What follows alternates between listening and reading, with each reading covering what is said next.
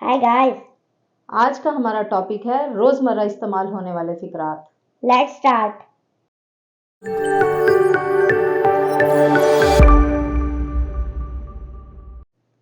तुम बोल सकते हो।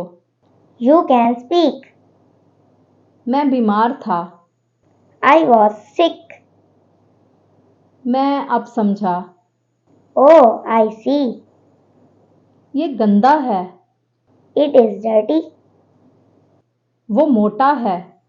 He is bulky. वो सेहतमंद है। He is healthy. मुझे खांसी है। I have a cough.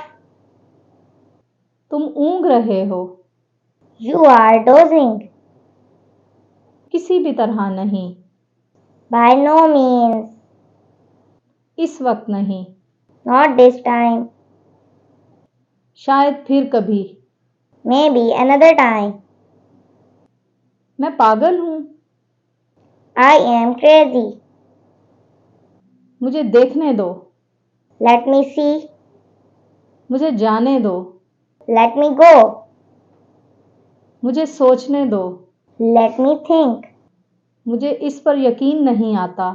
I don't believe it. ये लजीज था। It was delicious. पैसे ज़ाया मत करो। Don't waste money. तुम्हें कहीं सर्दी ना लग जाए। You might get cold. इसने बुरा सलूक किया। He behaved rudely. उसे उबले हुए अंडे पसंद हैं। He likes boiled eggs. मैं धूप सेक रहा हूँ। I am basking. मैं किसी से कम नहीं। I am no less than anyone. Like the video.